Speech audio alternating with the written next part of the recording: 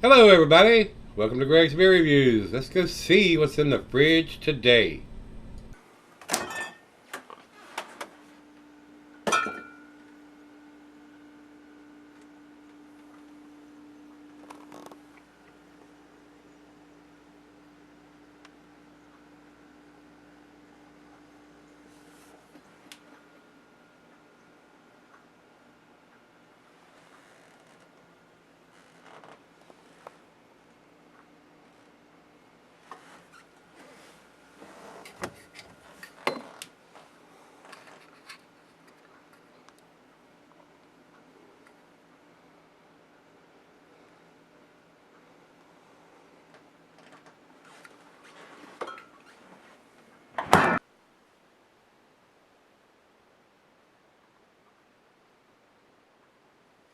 Hey guys, thanks for stopping by Gregsbeerreviews. Today we got us a beer from Odd 13 Brewing, and these guys are out of Lafayette, Colorado.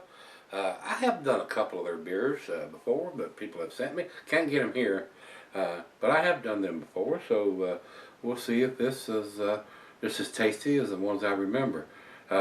My buddy, my brother Nate, out there has sent me beer packages before, and he kind of got out of the beer thing for a while, and then he got back in and sent me another one a couple months ago, and now he sent me another one. So Nate, thanks again, my brother. I do appreciate it, sir.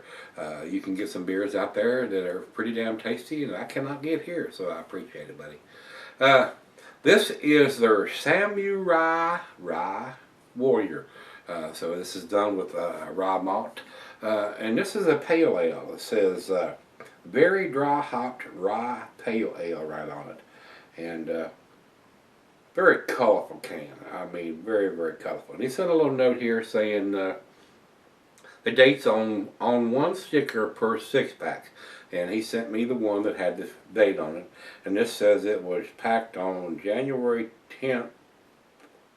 No, 11/7 of 16, November 7th of 2016. So today is the 10th of February, so we got December, January, February. This one is right at 3 months old, guys. So basically it's about at the end of its shelf life for a very hoppy beer, pale ale on top of that, and a low ABV on top of that. It's only 5.6%. So thought we needed to review this pretty quick since it's already got 3 months on it. So let's get on with it. Let's not make it wait any longer. So commercial description on this says Samurai Warrior is a pale ale that is heavily dry hopped with hop varieties from around the world: German Hallertau, Blanc, and Mandarin Bavaria combined with American Citra and New Zealand Nelson Sauvin to create a fruit-forward aromatics. Rye malt adds subtle spiciness, and oats as a full mouthfeel. A lot of stuff in this beer here, guys. Don't know what to expect. They've used European and American hops and hops from New Zealand. So we're going to get a little bit of that spicy hop variety in here too. So a lot of different hop varieties. Very unusual to use hops from 3 different continents in the same beer, but that's what they have done here. And they've thrown in some rye and they've thrown in some oats too. So we'll see what it brings to us, see if it works or whether it doesn't. I don't have the IBUs on this. I've looked at all the 3 of the sites that I go to. I didn't go to their site. It's not on the can, and the rest of the sites have it, especially on tap. They usually have it if it's been listed on their site somewhere. So we do not know. Alright, that's all we need to talk about. So while I get it popped open, I'll tell you the cuisine is Pan-Asian. The cheeses are earthy Camembert Fontina. Your nutty cheeses, Osceola Colby, Parmesan. Your tangy cheeses, Brick Edam Feta. And the meat is poultry, it says here. Glassware to pint, Becker, 9-tumbler mug, Stein Seidel. I'm using my favorite tulip glass today, guys, and not recommended for extended cellarings. So, let's see what we got here. I mean, the head is basically non-existent. I can see the beer down. Slight ring around the outside. Looks very cloudy though. Looks like an unfiltered beer, guys. I cannot see any light through the bowl part. Just a little bit around the bottom part of the glass there. looks like a juice bomb. Maybe we got us a winner here. Nice orangey color. Looks like juice in the glass. So let's get a nose to it. A lot of breweries are doing this style of beer now, guys, and they're pretty damn tasty. They have become one of my favorites. So let's get a nose to it. Nice citrusiness and grapefruit in there. A little bit of pine. Some oranges. Not getting a lot of spiciness from the New Zealand hops. It does have a little bit of floral herbalness to it from the European hops. So let's dive in. First beer of the day. Cheers, everybody. Cheers, Nate.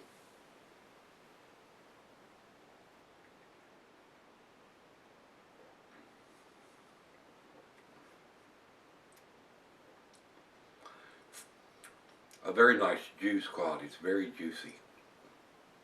Big time oranges in the taste.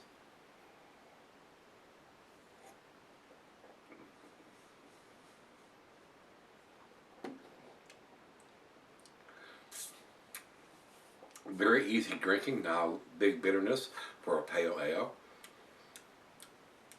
A lot easier to drink a pale ale than it is an IPA as far as the bitterness goes if you're not used to drinking something that has a 70 or more IBU on it.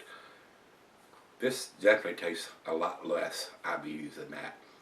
Maybe in the 50 range, somewhere in that area. Could be low 60s, but I'm not getting a big bitterness on it at all.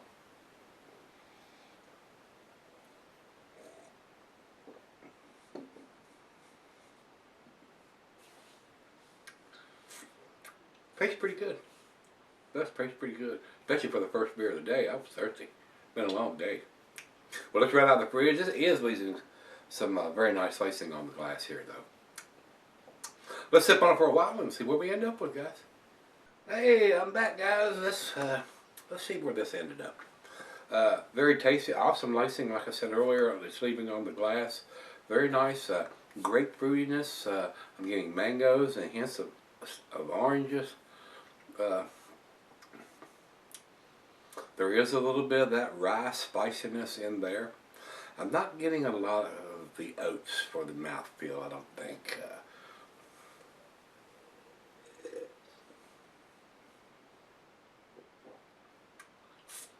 It may have added a little to it. Very decent, guys. I mean, very enjoyable beer. It's a pale ale. It's not big and huge in hop presence. It's a very easy drinking, low ABV pale ale. It's been hopped up a little bit. And like I said, this one is around 3 months old. It may have had a little stronger hop presence when it was about a month or so old. But now we're getting at the end of its shelf life here. So still very tasty. Let's do the final chug.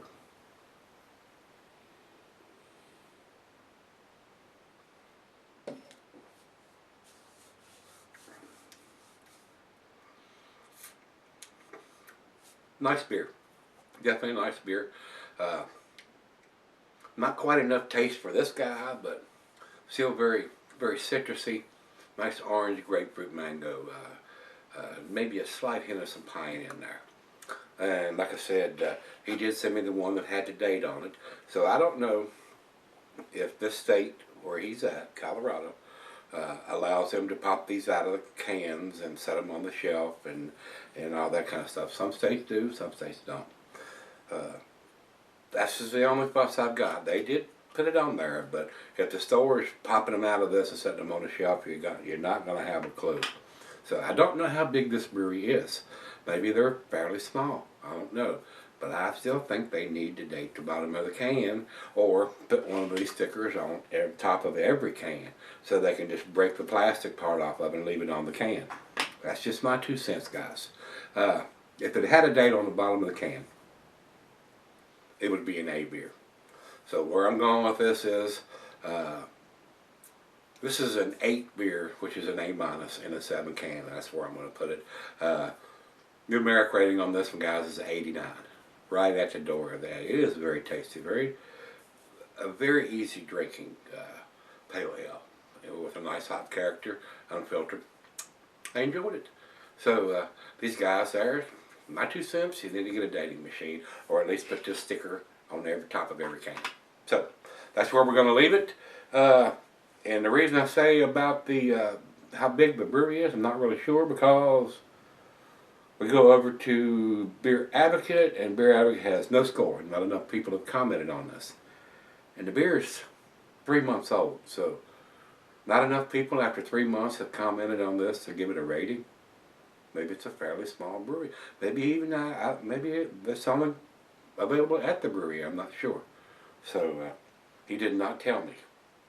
Over to Beer Advocate, same deal, guys. No score requires more ratings. So there's not been 10 people on either site to comment on this beer.